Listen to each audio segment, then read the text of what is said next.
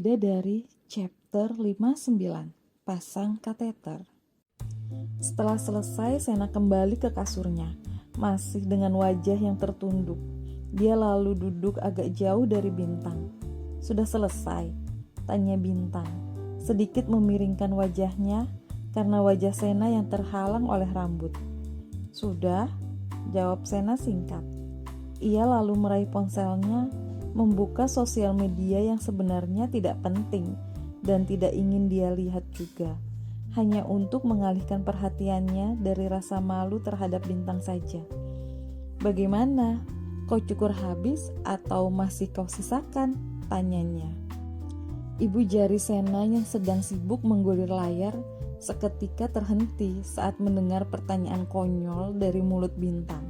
Sena menoleh cepat pada pria di sebelahnya itu, sambil melirik tajam, kemudian berkata dengan ketus, "Kalau kau di sini hanya untuk mengejekku, lebih baik kau pulang saja.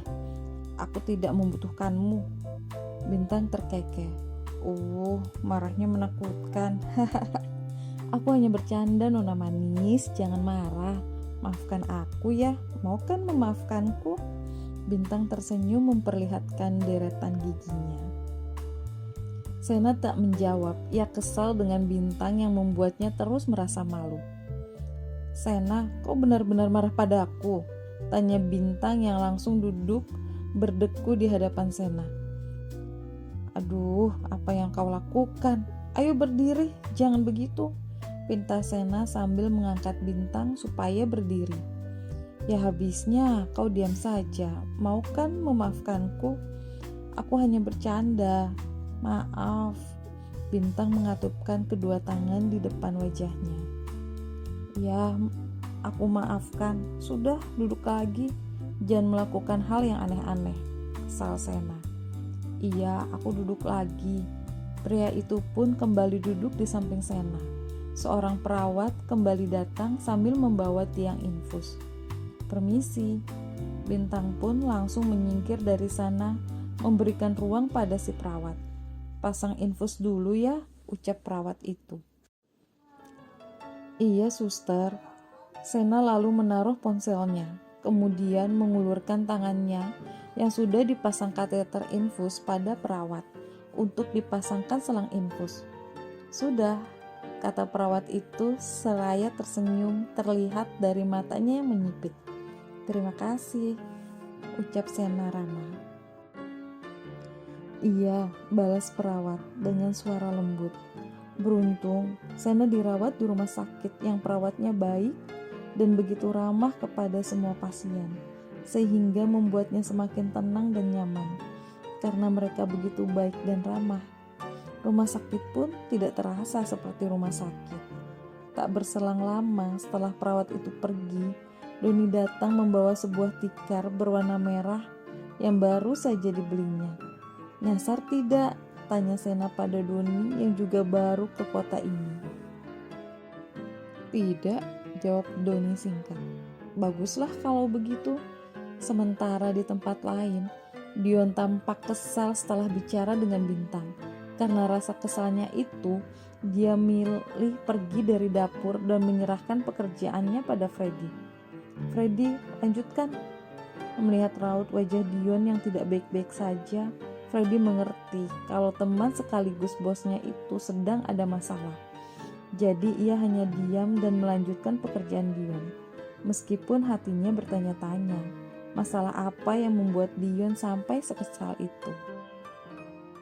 Sesampai di ruang kerja, Dion langsung melepaskan apronnya dan menjatuhkannya sembarang. Dia lalu duduk di sofa dengan kasar.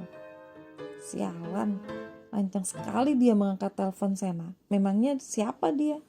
Saking emosinya, dada Dion tampak naik turun diiringi nafas yang memburu. Tapi kenapa ponsel Sena bisa ada padanya? Penasaran Dion mencoba menghubungi Sena kembali. "Kita lihat siapa yang akan mengangkat teleponku kali ini," batin Dion khawatir. Sena dibawa ke tempat yang tidak semestinya dan Sena diapa-apakan oleh Bintang. "Halo, assalamualaikum." Mendengar suara Sena, Dion pun langsung bernafas lega. Waalaikumsalam. Kau jadi dioperasi hari ini? Iya, nanti jam 9, jawab Sena.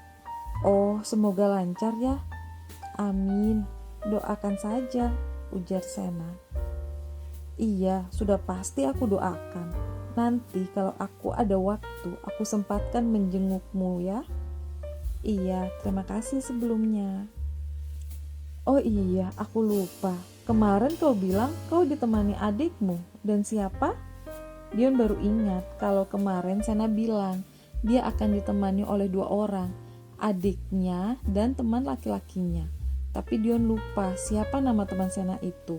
Sekaligus dia juga ingin bertanya sedekat apa Sena dengan pria yang memintanya untuk menjauhi Sena itu. Oh, Bintang.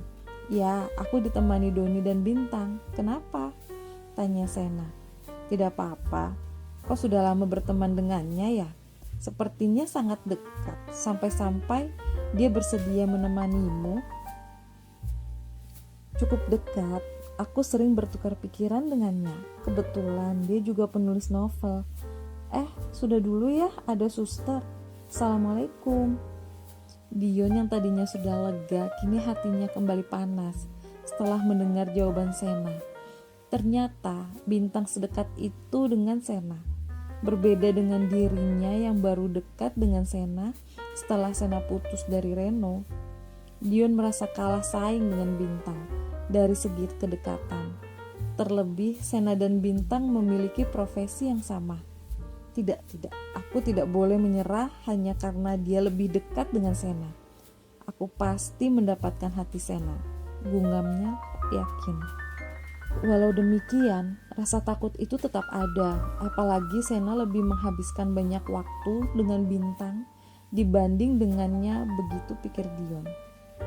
Bu, mau pasang kateter dulu ya, ucap suster sambil menaruh alat-alat yang dibawanya di atas kasur. Iya, Sus. Sena lalu melirik Bintang dan Doni. Hei, kalian berdua keluar dulu, pinta Sena. Tapi kalau nanti susternya butuh bantuan bagaimana? Kak Bintang biar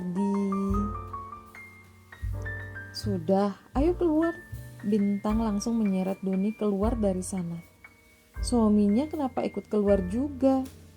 Bukan, Sus, dia bukan suami saya, dia teman saya, sangkal Sena sambil menggeleng. Oh, temannya, saya pikir itu suaminya. Ya sudah, saya pasangin dulu ya kateternya. Sus, sakit nggak? Tanya Sena yang sedikit deg-degan. Karena orang-orang bilang dipasang kateter itu rasanya sakit. Tidak, paling sedikit tidak nyaman saja, jawab suster. Rileks saja ya, jangan tegang. Sena mengangguk dan langsung memejamkan matanya sambil mencengkeram bantal saat selang elastis itu dimasukkan ke lubang kencingnya. Rasanya tidak sakit, hanya sedikit linu. Sakit tidak? Tanya perawat yang masih memasukkan benda itu semakin dalam. Tidak, Sus, tapi linu, jawab Sena sambil menahan rasa linu itu. Sudah selesai. Hah? Sudah, Sus. Seketika Sena langsung membuka matanya. Dia sedikit terkejut karena ternyata secepat itu. Iya, sudah. Sena menghela nafasnya lega. Ternyata dipasang kateter tidak sesakit dan semenakutkan orang bilang. Memang segala sesuatu itu kalau kita belum pernah mengalami dan merasakannya langsung, kita tidak akan pernah tahu rasanya seperti apa. Seperti halnya kita saat menyemangati teman atau kerabat yang sedang dalam musibah atau masalah, kita selalu bilang, sabar ya, aku tahu perasaanmu, atau aku tahu rasanya seperti apa. Kita hanya tahu secara garis besar, tapi tidak tahu secara mendetail yang dirasakannya seperti apa. Sus, ini saya kalau gerak-gerak tidak lepas lagi kan? Suster itu tertawa kecil. Hahaha, tidak, asal jangan jalan-jalan dulu saja.